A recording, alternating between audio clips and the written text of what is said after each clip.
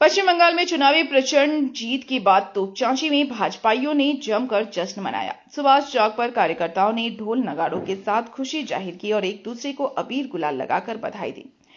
तोपचांची के सुभाष चौक पर बीजेपी कार्यकर्ताओं का उत्साह देखते ही बन रहा था। कार्यकर्ताओं ने ढोल नगाड़े बजाए, पटाखे छोड़े और एक दूसरे को मिठाई खिलाकर जीत का जश्न मनाया।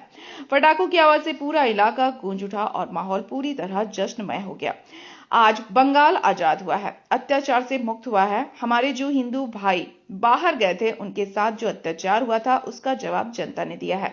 फिलहाल चुनावी जीत के बाद बीजेपी कार्यकर्ताओं में जबरदस्त उत्साह देखने को मिल रहा है और इसी उत्साह के साथ जश्न का सिलसिला जारी है। तोपचांची सुभाष चौक में मनाया जा रहा है, उनके बारे में क्या कहिएगा?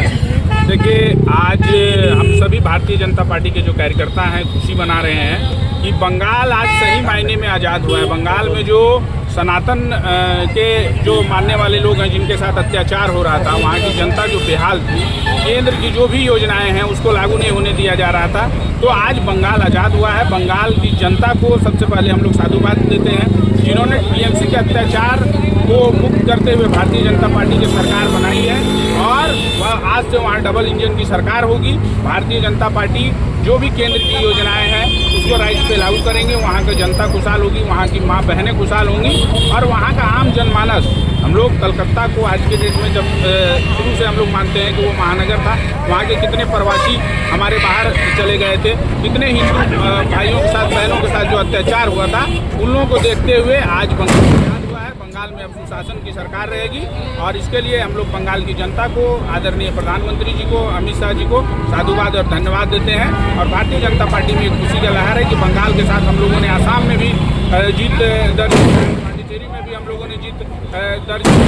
तो अब जो डबल इंजन की सरकार है और सबसे बड़ी बात है कि गंगोत्री से लेकर गंगा सागर तक अब भारतीय जनता पार्टी है। क्या बंगाल में पहले बार बीजेपी की लहर देखी गई, उसके बारे में क्या कहिए? देखिए, आम जनमानस वहाँ परेशान था, आम जनमानस जो है वहाँ परेशान थे। आम जनता ने भारतीय जनता पार्टी पे विश्वास करते हुए, वहाँ के सुशासन पे विश्वास करते हुए और श्यामा प्रसाद मुखर्जी जिनके बलिदान पे ये पार्टी खड़ी हुई है, कि आज सही मायने में श्यामा प्रसाद मुखर्जी जी की आत्मा को शांति मिलती होगी, क्योंकि वो बंगाल के रहने वाले थे। उन्होंने जो पार्टी की स्थापना की थी वो यही सोच के साथ की थी कि भारत में परिवर्तन होना चाहिए और आज हमारे प्रधानमंत्री क्या कहिएगा कुछ?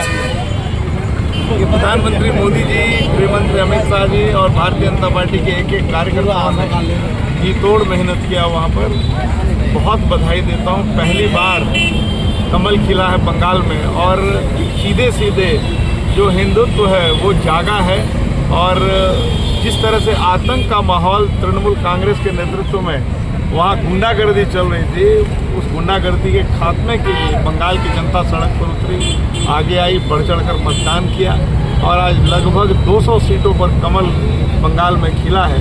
मैं उम्मीद करता हूँ कि देश में जहाँ जहाँ भी इस प्रकार अन्याय और अत्याचार होगा, वहाँ नरेंद्र मोदी जी के नेतृत्व में भारतीय जनता पार्टी विजय लहराएगी और बंगाल का भी कायाकल्प होगा। दादा, कलकत्ता में टीएमसी का हारने का मुख्य कारण क्या था? मैंने तो बताया कि इस तरह से बांग्लादेशी घुसपैठियों को तरजीह देना, मुस्लिम तुष्टीकरण करना, आतंकवादियों को, उग्रवादियों को बढ़ावा देना, गुंडागर्दी को बढ़ावा देना, भ्रष्टाचार को बढ़ावा देना, आतंक का राज कायम करना, इसे त्राहिमाम कर रही थी बंगाल की जनता। वहाँ माँ बहनों की इज्जत आबरू सुरक्षित नहीं थी।